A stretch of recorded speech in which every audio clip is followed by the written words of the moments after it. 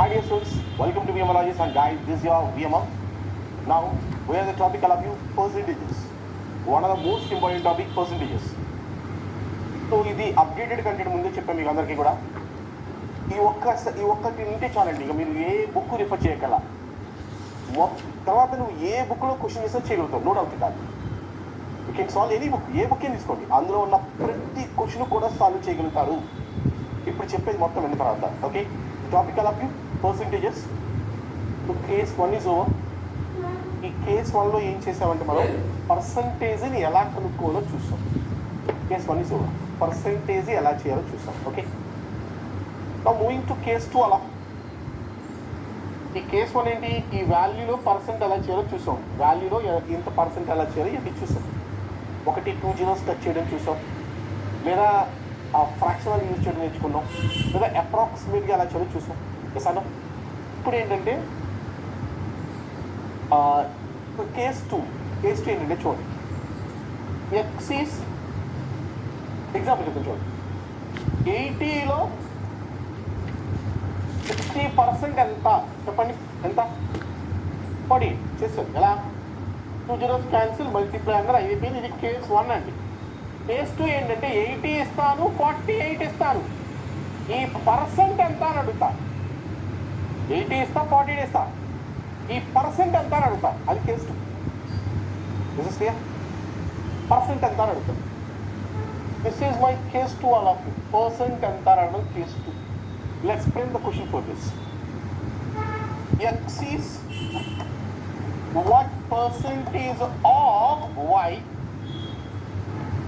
or what percentage is X of Y, what percentage of Y is X. Question ఈ మూడిట్లో ఏదో ఒక ఫామ్లో ఉంటుందండి.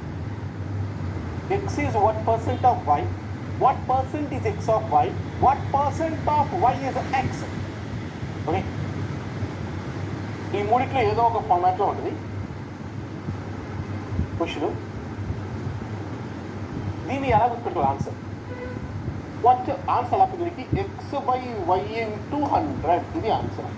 What ever it may be after of తర్వాత ఏది ఉందో అది డినామినేటర్ రాయాలి, రిమైనింగ్ నంబర్ న్యూమరేటర్ తీసుకోవాలి into 100. Whatever it may be of తర్వాత ఏదైతే ఉందో right down in denominator position, remaining number numerator position into 100. Whatever it may be after అది denominator position, remaining number numerator position into 100. Simple. Of తర్వాత ఏదైతే ఉందో denominator place రాయాలి, remaining number numerator place రాయాలి, into 100 రాసుకోవాలి. దీన్ని తెలుగులో ఏమంటారు చూడండి. తెలుగులో ఎక్స్ అన్నది వైలో ఎంత శాతము, లేదా ఇంకేది వైలో ఎక్స్ అన్నది ఎంత శాతము. ఇంగ్లీష్ మీడియం అయితే ఇలా ఉంటుందండి, తెలుగు మీడియం అయితే రాసుకోవాలి. ఎక్స్ అనేది వైలో ఎంత శాతము, లేదా వైలో ఎక్స్ అన్నది ఎంత శాతము. ఇలా ఉన్నప్పుడు ఎలా చేయాలంటే, ఇలా ఉన్నప్పుడు ఇక్కడ ఆఫ్ తర్వాత బయలుదేరాసుకో, ఆఫ్ తర్వాత బయలుదేరాసుకో. ఇక్కడ లో ముందు కానీ బయలుదేరాసుకో. మిగిలిన నంబరు ఏమైనా ఇంటూ 100. లో ముందు ఉంది బయలుదేరాసుకో, మిగిలిన నంబరు 49 ఇంటూ 100. సో ఇది ఎలా గుర్తుందో చూసాం. Is it clear? ఇవే క్వశ్చన్స్ చదువు. క్వశ్చన్ చూడండి. 48 is what percent of 80? First question 48 అనున్నది 80లో ఎంత శాతము అంటే ఇలా ఉంది క్వశ్చన్. 80 ఇచ్చారు, 48 ఇచ్చారు, ఈ పర్సెంట్ ఎంత అని అడుగుతున్నారు. ఇది నా క్వశ్చన్. ఇంతకు ముందు ఏంటంటే నేను పర్సెంట్ ఇచ్చి వాల్యూ అడిగేవాడు. ఇప్పుడేమంటాడు, ఈ రెండు వాల్యూ ఇచ్చి పర్సెంట్ అడుగుతున్నాడు. పర్సెంటేజ్ అడుగుతున్నాడు అంతే, ఏం లేదు. పర్సెంటేజ్ కనుక్కో. 80 is what percent of 48 అన్నాడు. 48 అనేది 80లో ఎంత శాతం. ఎలా చేస్తావు? సింపుల్. ఎలా చేస్తావు? ఆఫ్టర్ ఆఫ్ తర్వాత ఏదైతే ఉందో అది డినామినేటర్ పొజిషన్. ఇక్కడ పర్సెంటేజ్ లేదండి, ప్రింటింగ్ మిస్టేక్ ఇది, క్వశ్చన్ మార్క్ ఇది. ఆఫ్ తర్వాత 48 is what percent of 80. Half తర్వాత ఏది ఉందో remaining number numerous position into 100. దీనిలో క్యాన్సిల్ 8 టేబుల్ 6 times 6 times 60%. అయిపోయింది ఫస్ట్ క్వశ్చన్. సెకండ్ క్వశ్చన్ చెప్పండి. సెకండ్ క్వశ్చన్ చెప్పండి. What percent of 180 is 45? 180లో 40 అనేది ఎంత శాతము అన్నాడు. ఏం చేద్దాం? లో ముందున్న దాన్ని after half right numerator 45 right into 100. ఇది క్లియర్గా 45 టేబుల్ 4 times 4 టేబుల్ 25. అసలు దీని మీనింగ్ ఏంటంటే 180 ఇచ్చారు, 45 ఇచ్చారు, ఎంత పర్సెంట్? ఈ 45 అనేది 180లో ఎంత percent? Next, what percent of 26 is 52? 52 అనేది 26లో 52 అనేది ఎంత శాతము? ఇది question. 52 is what percentage of 26? So of తర్వాత ఏదైతే ఉందో పైన రాసుకో. రిమైనింగ్ నెంబర్ న్యూమరేటర్ ఎవరు రాసే ఇంటూ 100. సో ఆన్సర్ ఎంత అంటే 200% ఆన్సర్. 200% ఆన్సర్ దీని క్వశ్చన్కి 25, ఈ ఫస్ట్ క్వశ్చన్కి 60. ఇవి ఆన్సర్స్. క్లియర్? అంటే సెకండ్ కేసు అర్థమైందా మీకు? పర్సెంట్ ఆడు వాల్యూస్ ఇచ్చాడు, పర్సెంట్ ఎలా చేయాలో చూస్తున్నాం. ఓకే, వాల్యూస్ ఇచ్చారండి, పర్సెంటేజ్ ఎలా చేయాలో చూస్తున్నాం. క్లియర్? క్వశ్చన్ చూడండి. The time duration of 2 hours 45 minutes is what percentage? Is what percent of a day? ఒక రోజులో 2 గంటల 45 నిమిషాలు ఎంత శాతము? The time duration of 2 hours 45 minutes is what percent of a day? After half ఉన్నది బైలో రాసుకోవాలి, remaining number numerator రాసుకోవాలి, 11 రాసుకోవాలి ఇంటూ 100. డే అంటే 2 యూనిట్లు సేమ్ ఉండాలి. డే ఇక్కడ మొత్తం ఇక్కడ అవర్స్లో ఉంది, అన్ని అవర్స్లో మాట్లాడి. ఒక డే అంటే 24 hours. ఒక డే అంటే ఎంత అంటే 24 hours. అంటే 24 hoursలో 2 hours 45 minutes అనేది ఎంత పర్సెంట్? ఇది నా క్వశ్చన్. ఓకే, వాడు పర్సెంట్ అడుగుతున్నాడండి. So after of denominator position రాస్తాను.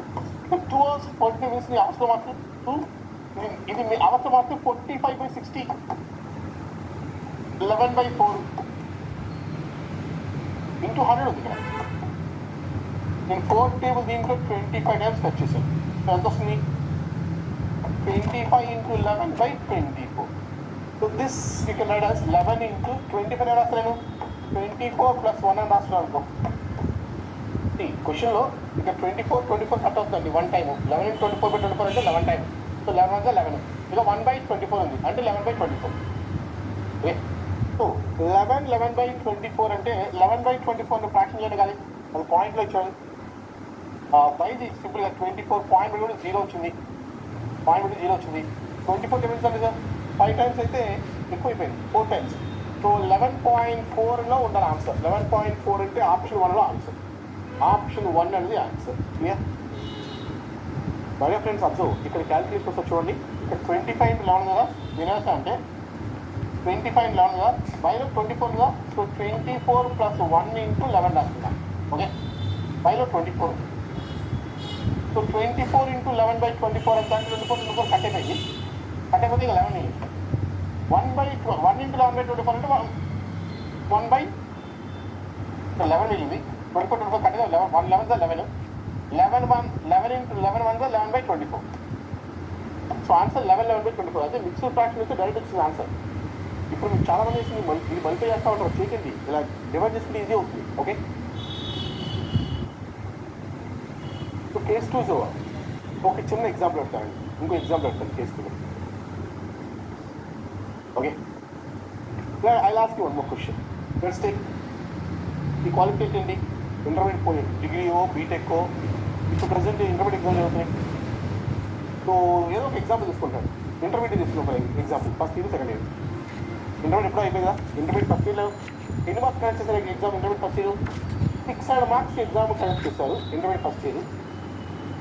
సెకండ్ ఇయర్ ఒక 700 మార్క్స్ ఎగ్జామ్ కనెక్ట్ చేశారు. ఓకే, ఫస్ట్ ఇయర్ 600కి, సెకండ్ ఇయర్ 700 కనెక్ట్ చేశారు. 600 గాను నీకు వచ్చింది ఇక్కడ 84% వచ్చింది, ఇక్కడ 75% వచ్చింది. ఓవరాల్గా నీకు ఎంత పర్సెంట్ వచ్చింది చెప్పు. ఇది క్వశ్చన్ కదా. ఇంటర్మీడియట్ రాస్తావు ఎగ్జామ్.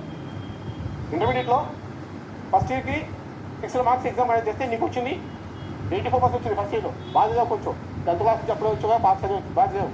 ఇప్పుడు సెకండ్ ఇయర్లో 70 క్యాన్సిల్ చేస్తాను 75% వచ్చినాయి. నువ్వు తిరగడం మొదలు పెట్టావు 70% వచ్చింది. ఓవరాల్గా ఇంటర్మీడియట్ 2 ఏళ్ళు అయిపోయింది, నీకు ఎంత పర్సెంట్ వచ్చింది చెప్పు. ఏం చేద్దాం? నేను ఓవరాల్ పర్సెంట్ అడిగానా మార్క్స్ అడిగాను? నేను పర్సెంట్ అడిగాను. ఐ ఆస్ very clearly what is overall percent. First year second year కలిపి ఎంత పర్సెంట్ వచ్చిందో అడుగుతున్నాను నేను. పట్టండి చెప్పు ఏదోటి. సో వెంటనే కొంతమంది తెలియజేయంటే సార్ ఏముంది సార్ చెప్పు. పర్సెంట్ చేయాలంటే 2 zeros క్యాన్సిల్ మళ్ళీ మళ్ళీ సార్ చెప్పాను నాకు క్యాన్సిల్ చెప్పారా. ఓకే 2 zeros క్యాన్సిల్ మళ్ళీ 684 ఎంత? 6 8s 480, 6 4s 24. 504 మార్క్స్ వచ్చాయి. Next okay 2 zeros cancel 7 7s 490, 7 5s 35.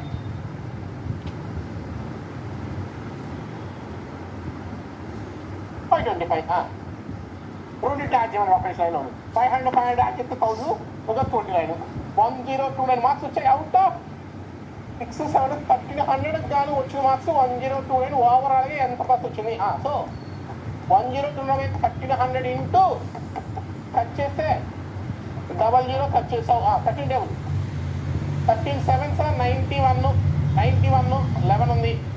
13 table 119లో 13 9s 117 2 ఉంది. 0.0 1 టైము 79.1% వచ్చింది. రైట్. ఒక వరస్ట్ మీద చెప్పావు. ఏం మాట తెలుసు నీకు అసలు? క్యాల్కులేషన్ మధ్యలో క్యాల్కులేషన్ మిస్టేక్ కూడా తెలుసా? ఈ క్వశ్చన్ ఏం చేస్తావు నువ్వు? అరే నీకు పర్సెంట్ ఎంత వచ్చిందో కూడా క్యాల్కులేట్ కాదు నీకు. ఏదో సింపుల్. అదే రెగ్యులర్గా అడుగుతున్న క్వశ్చన్ అయ్యి చాలా బాగా ఇది అడుగుతావు. నీకు ఎంత పర్సెంట్ వచ్చిందో క్యాల్కులేట్ చేయడం అంతగా నీకు. అరే నువ్వు ఎగ్జామ్ ఎంసీఏలో చేసావు, డిగ్రీ చేస్తుంటావు, బీటెక్ చేస్తుంటావు. ఆ బీటెక్లో ఎంత పర్సెంట్ చేస్తావు నీకు? 4 ఏళ్ళకి అని చేస్తా 4 ఏళ్ళ పర్సెంట్ అంటే ఫస్ట్ ఇయర్ చేస్తుంటావు, second year percent first year లాగానే నాకు ఇంత పర్సెంట్ వచ్చింది అంటాడు, సెకండ్ ఇయర్కి ఇంత పర్సెంట్ వచ్చింది అంటాడు. ఓవరాల్గా ఎంత అంటే కొంచెం మొత్తం చేస్తావా? ఏం లేదు. Exam first year intermediate first year 600 marks plan చేశారు. వచ్చిన పర్సెంట్ ఎంత? 84. సెకండ్ ఇయర్ 700 కౌంట్ చేశారు. వచ్చిన పర్సెంట్ ఎంత? 75.